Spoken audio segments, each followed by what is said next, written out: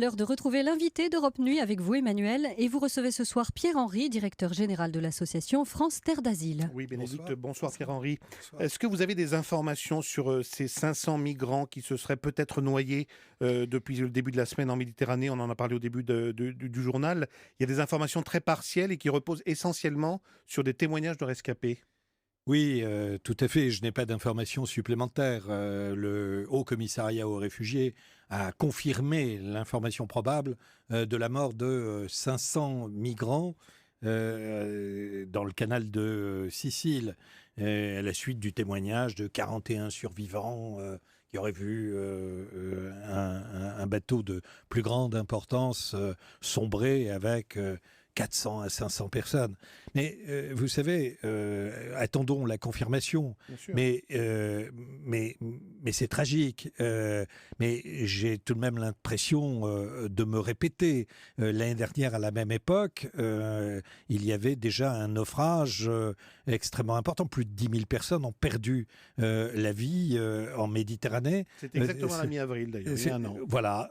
Et que s'est-il passé? Depuis, il y a eu un accord entre l'Union européenne, c'est-à-dire les 28 pays membres, et la Turquie, un accord d'une extrême veulerie et d'une grande lâcheté qui consiste en fait à instaurer un troc d'êtres humains entre l'Union européenne et la Turquie de M. Erdogan. Vous nous donnez un migrant, éventuellement on vous donne un migrant de nouveau C'est-à-dire à garder sur le sol turc. Un migrant syrien qui risque sa vie, qui risque de se noyer, qui arrive sur le territoire grec, on le renvoie et on vous en adresse un autre par une voie légale depuis la Turquie.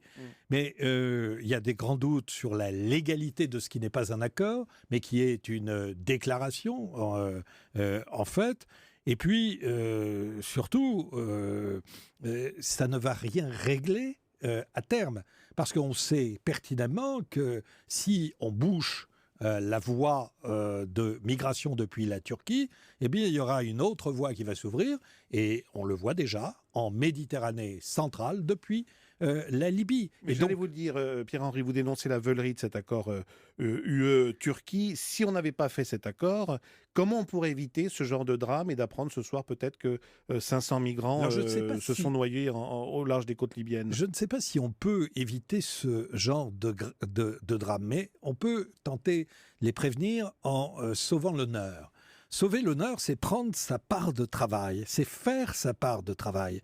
Moi, je suis de ceux qui disent qu'il faut travailler avec la Turquie, malgré toutes les réserves que j'ai sur le régime de M. Erdogan, qui quand même tue les syndicalistes, enferme les journalistes et massacre une partie de sa population. Mais il reçoit aussi 2 500 000 réfugiés. Donc, il faut travailler avec, mais pas en lui déléguant notre politique migratoire. Il faut prendre notre part du travail. Et prendre notre part du travail, c'est quoi? C'est aider la Grèce, c'est aider l'Italie, c'est les pays qui sont en première ligne, en faisant des centres d'accueil, d'enregistrement, et puis de répartition. De répartition, ça veut dire quoi? Ça veut dire la solidarité entre les 28 États membres. Mais la réalité, c'est quoi?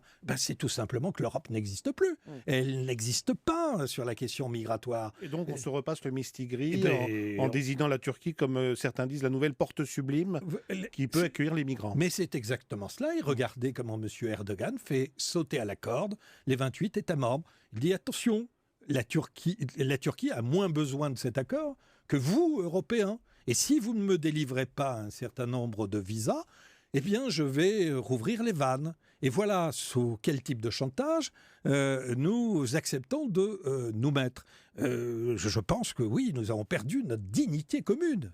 Pierre-Henri, en début de semaine, Amnesty International a attiré l'attention sur la situation particulière des réfugiés et des migrants qui sont coincés cette fois en Grèce parce qu'ils se heurtent à la fermeture de la route des Balkans et qui n'entrent pas dans le cadre de l'accord dont on vient de parler entre l'Union européenne et la Turquie, sans doute parce qu'il ne s'agit pas seulement d'ailleurs de Syriens qui ont fui la guerre. Alors là, on ne parle pas de 500 ni de 5 000 50 000. personnes, mais de 50 000 personnes bloquées au moins. Qu'est-ce que vous pensez de cette situation? Elle est dramatique. On ne peut pas faire de la Grèce un grand camp à ciel ouvert de réfugiés. Là encore, la réponse, elle ne peut être que de solidarité. Mais que voulez-vous ? Ça fait maintenant des années qu'un certain nombre de pays européens se sont détachés des valeurs fondatrices de l'Union européenne. Je pense aux nouveaux États, derniers entrants, pays de l'Est, dits groupe de Visegrad, mais je pense aussi au Danemark, je pense à la Bulgarie. Et que se passe-t-il à chaque fois qu'ils mettent en cause les valeurs de l'Union ? Eh bien, il ne se passe rien.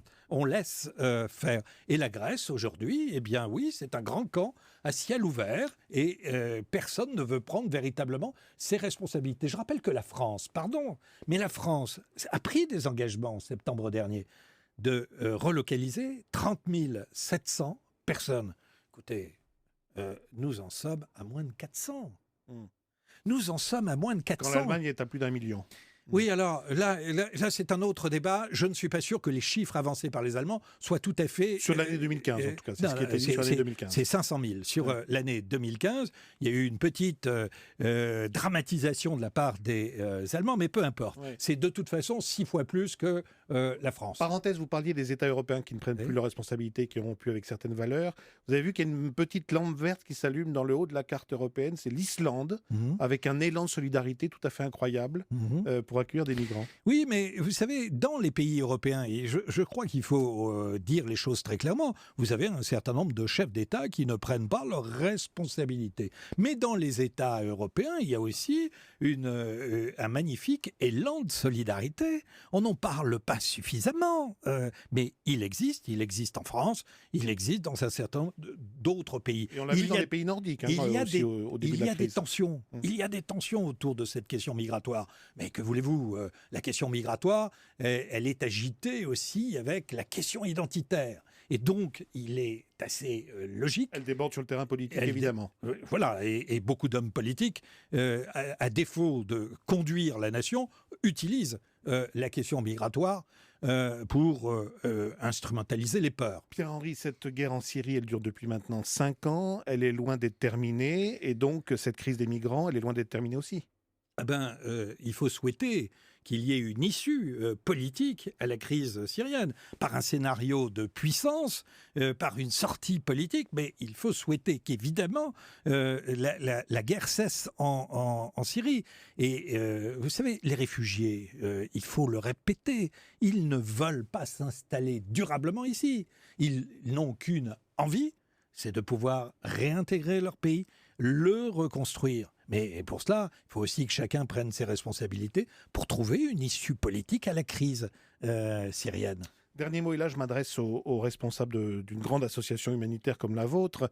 Vous savez que le gouvernement de Manuel Valls envisage de prolonger à nouveau l'état d'urgence jusqu'à fin juillet. Voilà, 2 mois pour couvrir la période de l'Euro 2016 et du Tour de France. Est-ce que ça vous choque ? Écoutez, il y a des menaces sécuritaires qui sont réelles dans ce pays, et lorsqu'il y a des grandes manifestations, qu'il y ait des prises, qu'il n'y ait pas de prise de risque avec ces manifestations, avec l'Euro par exemple, avec le Tour de France, il n'y a rien de très normal. Il n'y a pas d'abus de l'état d'urgence selon vous ? Écoutez, il y en a eu. Il y a eu des abus dans des perquisitions excessives, etc. Mais en même temps, il faut bien comprendre qu'un certain nombre de nos compatriotes ont aussi besoin de sécurité. Et tant que l'on ne rogne pas sur les libertés individuelles, que la sécurité de nos compatriotes soit assurée, il n'y a là rien que de légitime. Je vous remercie Pierre-Henri d'être passé dans Europe Nuit.